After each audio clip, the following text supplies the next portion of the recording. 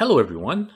On this video, I'm going to be showing you how to use Entity Framework, the code first approach using C Sharp, Visual Studios, and we're going to be using Microsoft SQL Server for this example. So let's get started. Let's go ahead and create a project. So for this project, I'm just going to go with ASP.NET Web Application. Let's name it Entity Test. Very first step for us to do this is we gotta make sure you go into your database. So I'm gonna open my SQL Server. Code first is the approach where we write our code first and then we push the changes to our database. Okay, so just to kind of clarify what code first means. So what I'm gonna do is I'm gonna go to the database. You guys can do that on your own, but I'm gonna go to the database, create a database. I'm gonna go to SQL Service. I'm opening my database, as you guys can see here, and I'm gonna create this entity test DB. There's no tables or anything. It's basically all you're gonna create is a blank database without any tables. Just make sure your user authentication, your user has permissions to write database changes. So as you guys can see here, there's no tables or anything on my database or my entity DB. So let's go ahead and exit out. First step is go to reference, right click the reference and click manage NuGet packet, or you can just go to tools, NuGet packet manager, and manage NuGet packet for solution. So what we're going to search here, it's going to be entity framework. Just type entity framework, the very first result. Just go ahead and click install. I'm going to select my project and I'm going to click install. Give it a second. Install, hold on. Yeah, let's give it a second. It's still running at the bottom here, as you guys can see on the output window. So it looks like it's done. Let's go ahead and close it. Let's go see it on the references here. As you guys can see on the references, I have Entity Framework and also Entity Framework SQL Server. Just so you guys know, if you right click on the DLL, go properties, we're using Entity Framework 6.0. All right, next step is we are going to create our database models, which is our classes or our tables, kind of in a way, right? So I'm going to create a new folder. I'm going to call it DB models. All right, the very first folder I'm creating is going to be add class. Oh, I'm sorry. The very first class is /table I'm going to create is going to be our user class. So user. I'm just gonna. So this is like creating your own table, right? So it's gonna be a public int. I'm gonna start with an ID for my user, and then public string a first name. Now we're gonna do a last name also.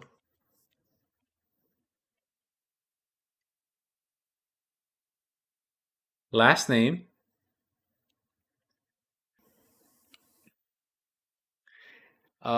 Let's add a email.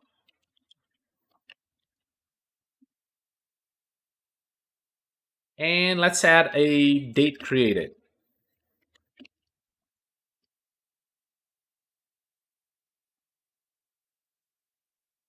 So this is a very first table we're creating. It's going to be called table/class. It's going to be called the user table. It's going to have an integer ID. It's going to be a unique identifier. It's going to have a first name, last name, email, and a date created. Date created is a date we created the actual record. So next one, we're going to create a table called, or a class called user permission. User permission. Don't worry about the syntax, don't worry about how it works, but I just want to show you a linkage, right? So this is going to be public int ID, just like the user table. Public string, this is going to be the name, the permission name, get and set. And then now we're going to do public int user ID. This is going to be a foreign key to our user table.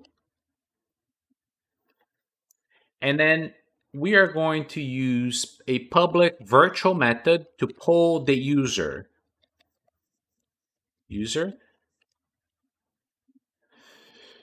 So basically what this virtual method is going to do is when we query the user permission within our code using entity, it's going to pull the ID, the name, the user ID, and it also it's going to pull the user linked to this user ID. I will show you in a little later in the video an example how this is going to work. But let's keep going. So next step we're gonna do is I'm gonna create another folder here. You can put this all in the same folder. I like to kind of have them all separate. I'm gonna call it DB context.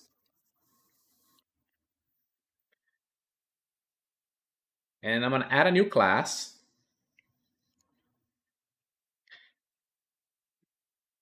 I'm gonna call this class data context. Data context has to be initialized every time you call a database. Every time you call a query or anything from the database, or we save it when you delete something from the database. Let's go ahead and click enter. On this one, we need, in order to use this, we need to use DB context, and it's going to complain about it. Just hover it, click on it, and then make sure you're using system.data.entity. Let's create a data context constructor string connection string. Make sure you do the base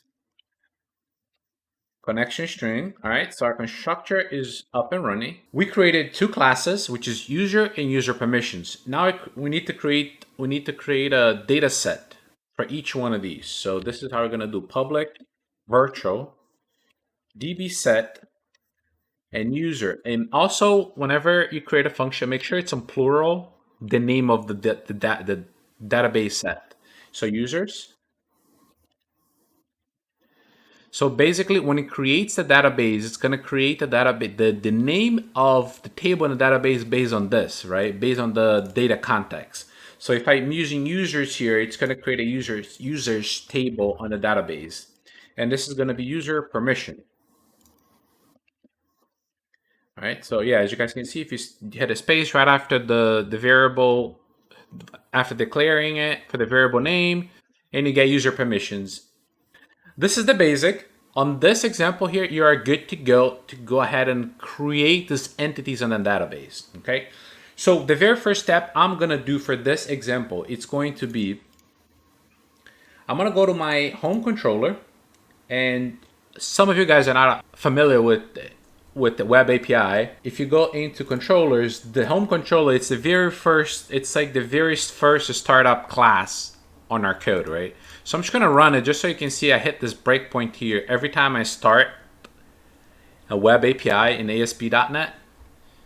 It's not gonna do anything, and I'm gonna give you guys the code. I'm gonna put in the code for the next part of the code, right? So they're right there. All right, the very first thing we're gonna do is call the data context class we created. We can call it data context, new data context, data context. Now we have to pass in the connection string. This is going to be your SQL Server connection string. I already have mine set up. If you guys have any questions on setting up your connection string, just drop a comment below. Connection string is pretty straightforward. I'm going to pass it in. As you guys remember, on the data context, I'm passing a connection string. Okay, let's go back to my code. Now, the very first thing I'm going to do is create a new user. So user. And I'm going to add a name for that user. So John. Last name is going to be Doe. Email is going to be jdoe@gmail.com. Doesn't really matter what you enter. Date created, it's going to be datetime.now. So it creates it like with the date time of now. All right, so you don't have to insert ID. The ID is going to be a unique identifier generated by the database. Unless if you state otherwise. Call the data context. We're going to pull our user data set. So this data set here that I'm pulling, it's the same one that we created here in the virtual. Users dot add, and we're gonna add a user. And then data context dot save changes. So that's basically it to add a table to the database. But now let's go further a little bit. Now we're gonna create user permissions. It's gonna be user permissions, no. We're gonna create a name for, it's gonna be admin. And the user ID, I'm just gonna go with 1, because when this user gets created, this user is going to have a user ID of 1. And that's all I need for this part here. I don't need anything else. I don't need the user itself. It's a virtual property, so we don't need to set it. So same thing is going to happen, data contacts dot. So now I'm going to use the user permissions dot add, and it's going to be user permission. And just so you guys, aware, this user permission entity here comes from the data contacts that we created, a database set, a DB set, user permissions. So you got to make sure you create these in order to be able to save it to the database. Now, data contacts dot save, save changes. So what's going to happen here, we're going to create a user entity. This code is going to create the user table in the database, the users table in the database, and it's going to add the very first record. It's going to be John Doe with an email and the date created. And then right after that, we're going to create a user permission table. A user permission table. It's going to have a permission called admin, and it's going to assign the user ID 1. Because this user, it's going to get created with an ID 1, and then it's going to save to the database. All right, so let's go ahead and run this. All right, so we're right here on this breakpoint. I'm going to step line by line for you guys to see how it works. All right, so it's going to add the user to it's going to create the table and add the user to the database on these 2 lines. So there we go. And now it's going to create the permission table and add the permission to this line here.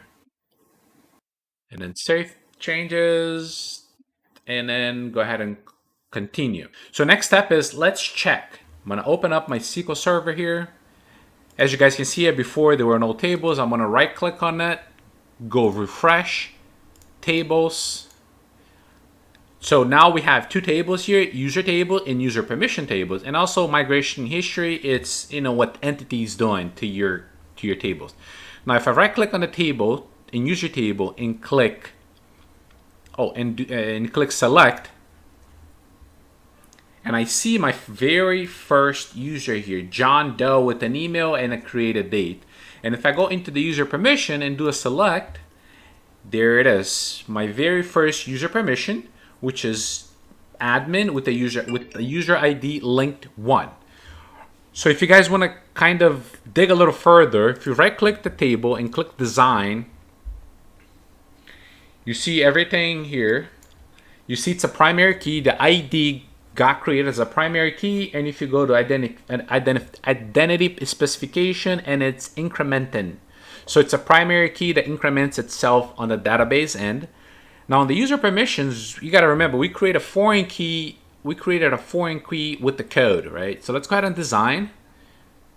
Now if you go to the right here and click relationships, as you can see here, there's a foreign key from the user permissions table to the user table using user ID. So yeah, so we're all good to go. We're all set. So the next step is, so the next question, you would have is, okay, so how do I query this data from my code, right? Now I need to query this. Let's go ahead and comment this out. Otherwise it's going to recreate the same users over and over. Using the same data context, all we need to do is var user permissions. All right, let's go users equals data context dot users to list.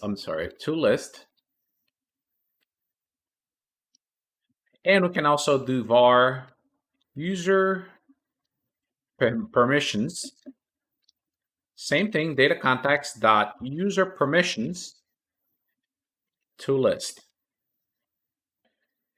So this is basically it to query the data from the database. Okay, so let's go ahead and run this, see what happens.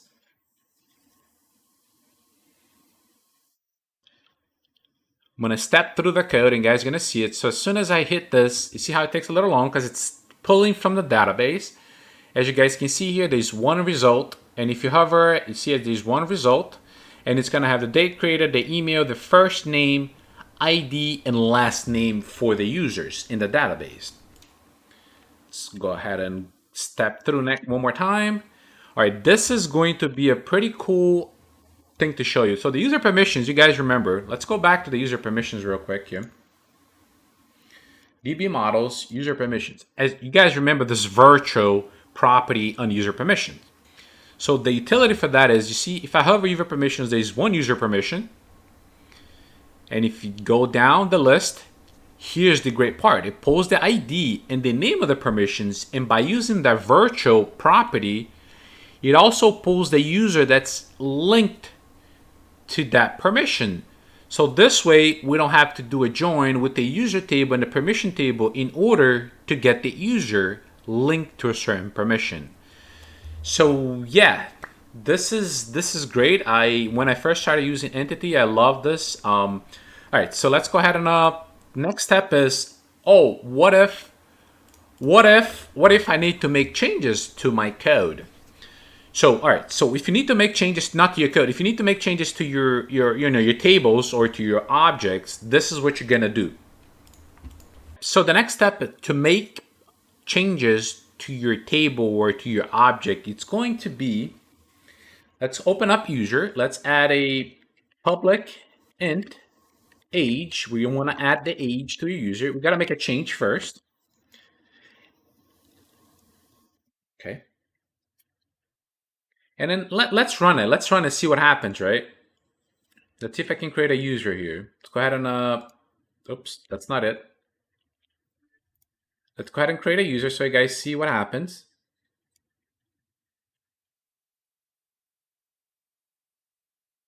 And let's go ahead and run it. Let's see what happens if you just change the object.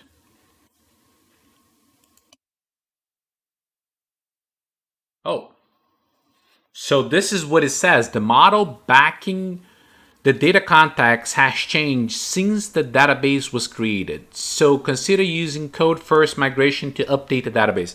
So that's what happens when you don't update, when you don't do the next steps that I'm gonna do, when you change a object, like the user object, like we added age, okay? Let's go ahead and stop. Let's go ahead and go to database context, to the data context, copy the constructor, remove the string off of here, the connection string off of here, and let's manually add it. There's other ways you can do this. I'm just gonna do the easiest way here so I can show you. Let's add it here to the database context. It's complaining about something. Oh, there you go. There's an extra. Now we're gonna add a class to our DB context class, and we're gonna call it, you can call it whatever you want. I wanna call it my context factory. And we gotta make sure to include IDB context factory. It's gonna complain about that. Just give it a second, hover. Make sure you use using system data.entity infrastructure. And here, do you set up your data context and public data context create and return new data context. So that's basically all you need for this part. So next part is we are going to generate the changes. So go to tools, go to NuGet package manager and package manager console. And down here on your console, or whatever your console pops up, you're gonna create enable migrations, and hit enter.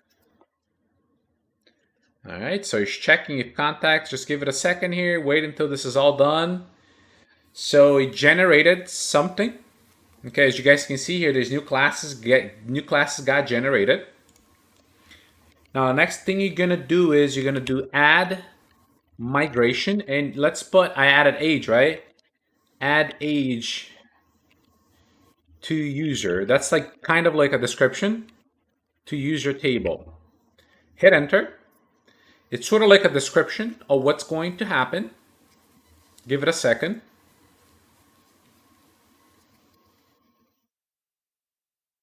So the next item, it's going to be push it to the database. So it's going to be update database, database, and hit enter.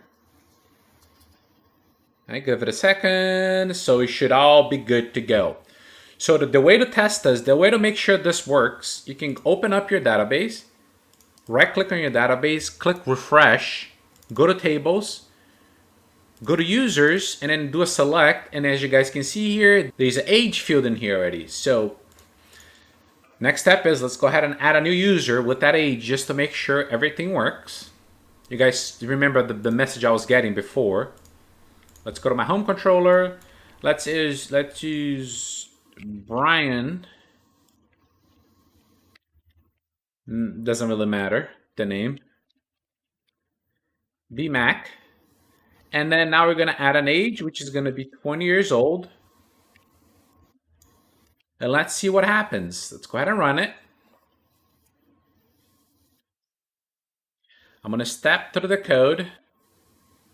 All right, it's pulling the users. Oh yeah, here we go. So it's pulling the users. Now there's only it's pulling the users. There's only one user right now, right? As you guys remember, these users haven't been added yet. Let's go ahead and click next. Let's add Brian to our users and let's save it and we should be good to go. Let's go ahead and go to our table. Let's do an execute. So Brian's there, age 20, the date, the email, and everything is all set up. And then the last for this tutorial, let's go ahead and pull everything up. Let's go ahead and comment this out. I want to show you guys the users. Let's step through, and this user should now have two users. One of them is going to be John Doe, and the next one is going to be Brian, the one that we just added. As you guys can see, Brian has an age of 20, and if you go back up, we haven't updated him yet. But John Doe has an age of 0 because he was never set. Alright guys, that was it for this tutorial. This is basically how to set up your entity for ASP.NET, code first approach, how to pull your users, how to pull your user permissions, how to use the virtual property on entity, and also how to update your object on code first approach and then push that change to the database. So if you guys have any questions, concerns, just drop a comment below. On the next tutorial, I'm going to be showing you how to save it, edit, and update on the database, and also how to use some link queries. Thanks very much, guys.